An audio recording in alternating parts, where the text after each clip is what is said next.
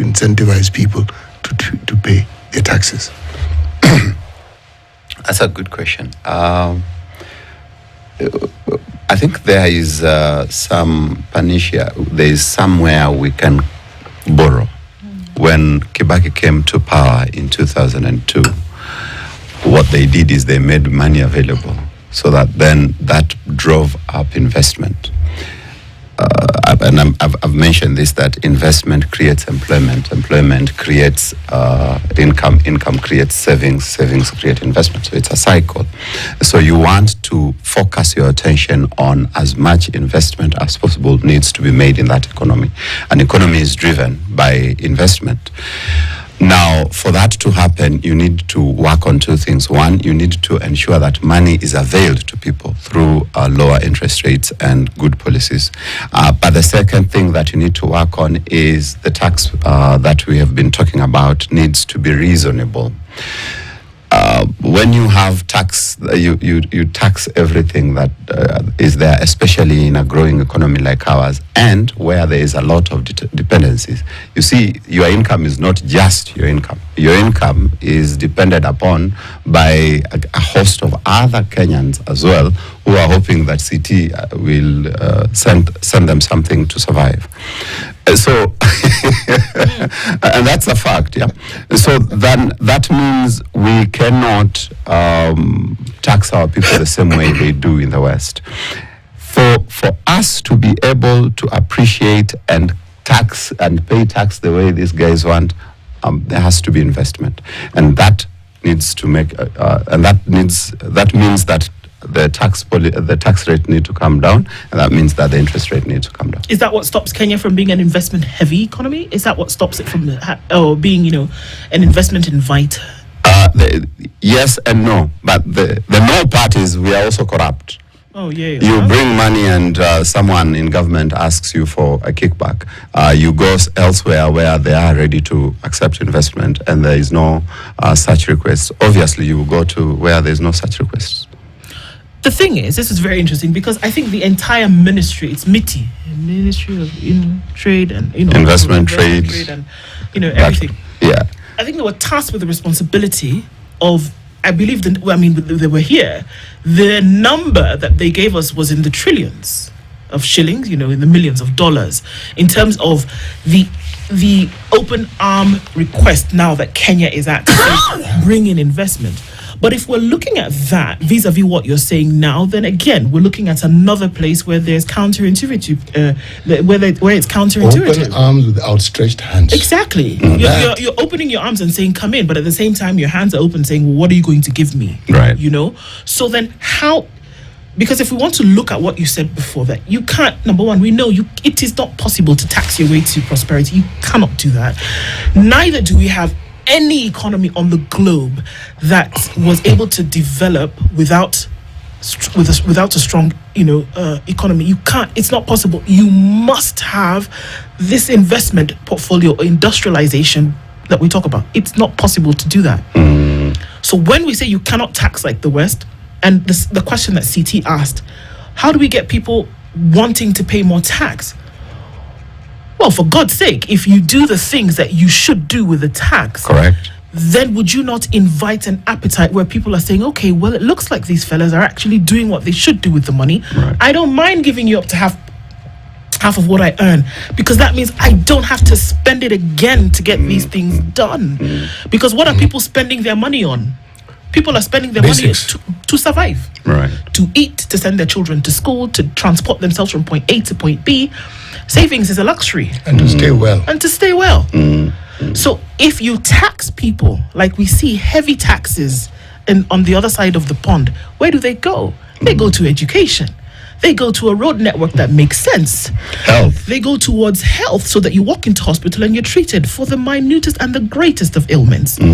So those things do not have to come out of your pocket. For me, that's what would create an appetite for me to say, what, you want 50% and all these things are taken care of? Take it. Right. We compare ourselves with the Scandinavian countries, where tax is about 49% to up to even 54%. But in those countries, you have housing, adequate housing, quality housing for free. You have roads that don't have potholes. I was passing through some that last saw maintenance 5 years back. You have free education. You have free health. Free up to what level? Up to university. Okay. It's not primary. No. Free education up to the university. So in Kenya, we want to tax that way, but this tax goes into individuals' pockets. The truthful man says that the only business in government is the business of those in leadership. So if that's anything to go by, it means then that a majority or the bulk of the taxes that we pay go into individuals' pockets.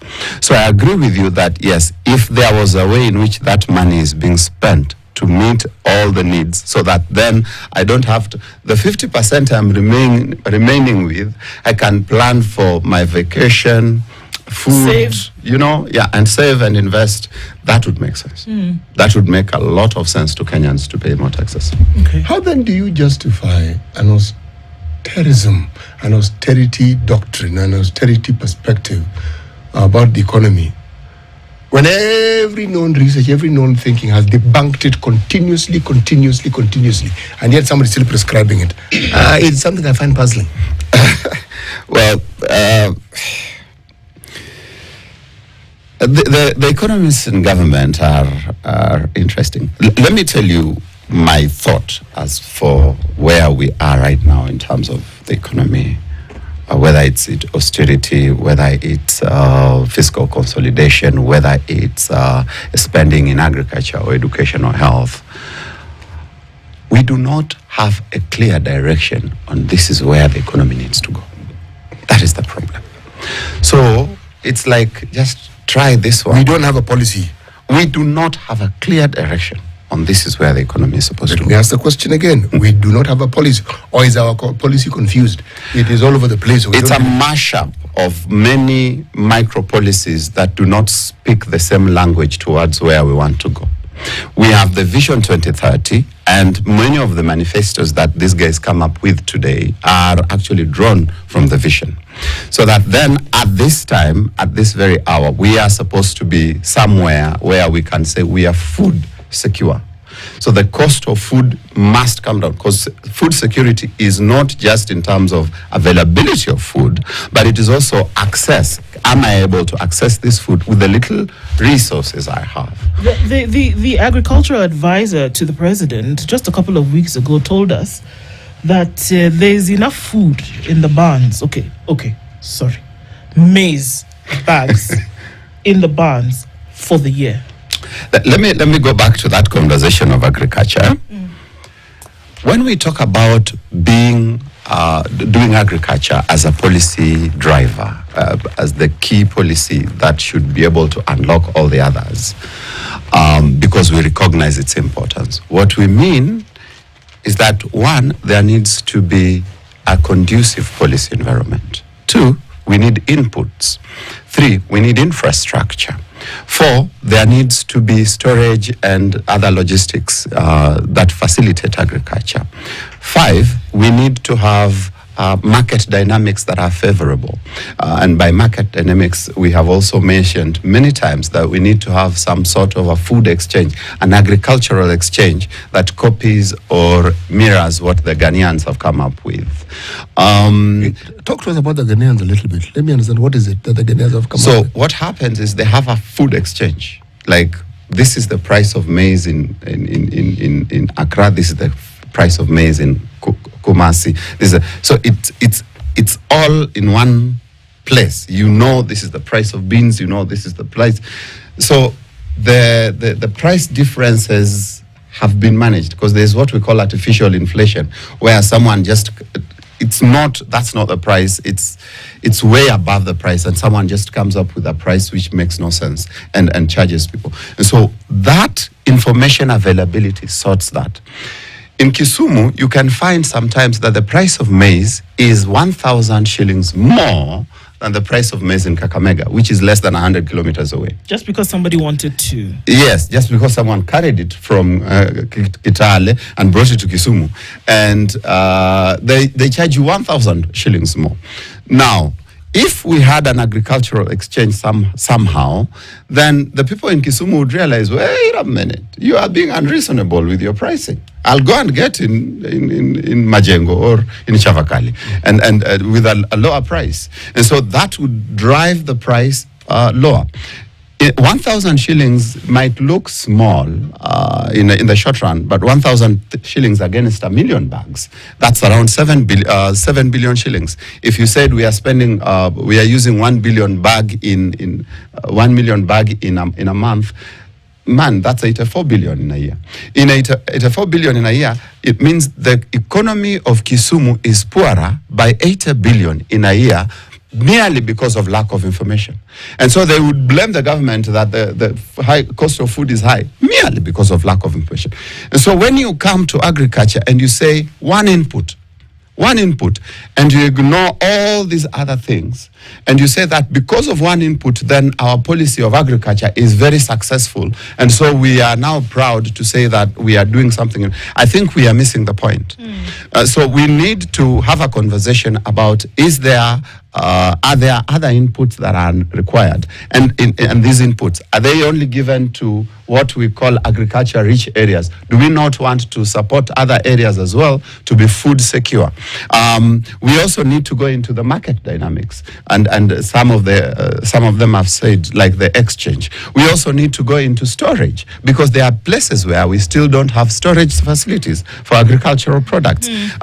So all these things need to come together. There is no clarity on that. There is also no clarity on the country aggregation CAIP, the one that the former Minister for Trade came up with. It's no longer there. And so you find that these people came, they had ideas, some of these ideas have been shelved, and so there is just no direction. Everybody comes with new ideas. The new guys don't have new ideas. They are just all over. Okay. Okay. I hear the plans, and this is the thing. We hear the plans, and like we said, there are folks at Treasury, I think, who are brilliant minds, who are crunching the numbers. The budgeting process started in September 2024, and we'll hear about it come, end of May, June 2025. The policy, maybe struggling on crutches with a bandage over its eye, but it's there, there's some kind of policy there. But can all of these things come to fruition when for every 100 shillings, for example, 70 shillings goes towards debt? The debt burden is huge on Kenya at the moment. Can you really develop economically with such a huge debt burden? And could that be the reason why we hear about plans, we hear about policies, we hear about these great things that then start to gather dust on shelves, but they can never really be implemented, because anything that would come in, whether it would be for investment, whether it would be for development, wherever it would be for, goes towards debt. Can you? Well, definitely not. The debt situation is, of course, getting out of hand. We had a conversation with the IMF, and they think that we are managing our debt well, because somehow maybe I think they are getting their payments. We think we are not in a safe zone. But now, beyond that, Ndu, I think my problem is, you see, if you had debt, but at the same time you have a good plan of what you want to do, and you have started making inroads, making moves, significant strategic moves towards implementing your plan. Man, notwithstanding the debt problem, you can have partners who, whether within the country, the private sector as partners, you can have other partners from other countries that would want to work with you towards that plan. We do not have a plan that's working. I think that's where now I am concerned from where I sit. Let me ask a simpler question. Can we feed ourselves? We could if we wanted. No. Right now, today, 6th January 2025, can we say that we can actually feed our citizens? Well, yes, from the food that they say is in the store, we can. You're really answering your own question. Let me ask the question again so that you actually understand me clearly. Let me embellish the question. Right. does the country produce enough food to feed its people? And No, food there's- is not maize. Right. Everything else that goes with it. Kitungu, nyanya. All that. Do we have enough to feed our people? No, we don't. There's a lot of food imports coming from South Africa. There's a lot of food import coming from Ukraine, together with their challenges. There's a lot of food import coming from Pakistan, rice, etc. There's a lot of food import coming from Brazil, etc. So no, we don't. And Egypt, actually, Egypt gives us a lot of fruits. Okay, so we do not. We do not. So if we do not, and we are not able to feed our people, what then are we able to do? Because it doesn't get more fundamental. Right. Feeding. Right. What then are we able to do? Right. There is what we call the competitive advantage and the comparative advantage, which countries have borrowed, where now you do not concentrate on something you're not good in. So, in essence, you probably might not be able to feed your people, but you're able to produce something that gives you money or resources that now get you food from elsewhere to feed your people. Good theory. What is our comparative advantage? That's where I was heading to. So, assuming, for example, that our comparative advantage would be industry, then we would say we are industrializing, we are producing phones, we are producing cars. Are we? We are not. We are not. I am theorizing so that at least I get how to answer you, because you're asking me a question that a government operative is best placed to answer. An economist is an economist. Absolutely. Now, I'm wondering why they are making decisions the way they are making decisions, irrespective of the facts as they are right now. Because the facts are that we are supposed to feed our people primarily before we can talk about even employing them. At least let's feed them. But maybe they are thinking comparative advantage, maybe they are thinking competitive advantage.